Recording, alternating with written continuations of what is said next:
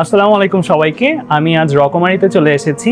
আমাদের এইচএসসি জৈব যৌগের ইন্টারেক্টিভ ম্যাপ এটা অলরেডি রিলিজ হয়ে গিয়েছে।